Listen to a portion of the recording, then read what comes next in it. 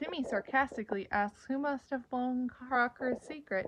The next morning, Timmy watches Crocker outside in a green tent. He uses Wanda as binoculars to see that Crocker's mother will not even attend his dedicated celebration at Dimsdale City Hall because she has to work at the roller disco. Then she takes off in a mean-sounding Corvette. Crocker gets teary-eyed and walks off but runs into Timmy and notices his green and pink animals.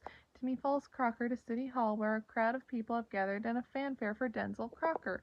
The mayor of Dimsdale, sporting an afro, introduces Crocker. As 70s Cosmo and Wanda poof up a long speech for him. 70s Wanda leaves to get some granola to celebrate, until 70s Cosmo not to do anything stupid.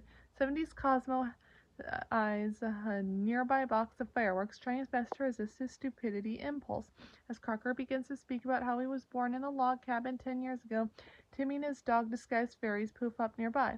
Wanda says that this is where Crocker loses his fairies, and that is all coming back to her now.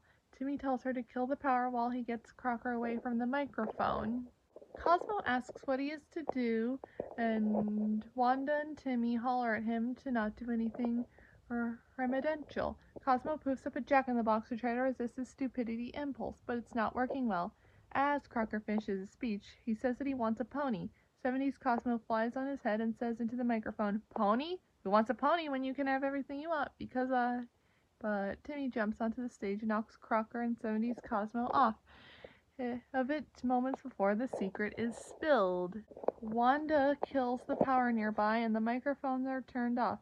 Crocker questions Timmy angrily and why he keeps finding him, and Timmy tells him he found him with the DNA tracker.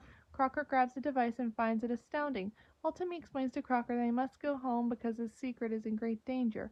Present Cosmo poofs near the power controls and turns the microphones back on. Timmy tells Crocker that if he is not careful, this could be the day everybody realizes that Crocker has fairy godparents.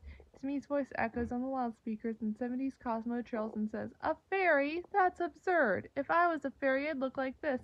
Poofs into his fairy form in front of the crowd, with a large "I'm a fairy godparent" sign display above him to boot. The people gasp and mutter among themselves, aware now that fairies exist. Crocker screams at Timmy, demanding an explanation from him about what he just did. Timmy then tells Crocker that Cosmo's reveal as a fairy was not intentional, as his plan was to prevent Crocker from revealing his secret, because if he hadn't been present, it would have happened anyway. The ground begins to shake and the sky turns purple with a large swirling cloud above City Hall.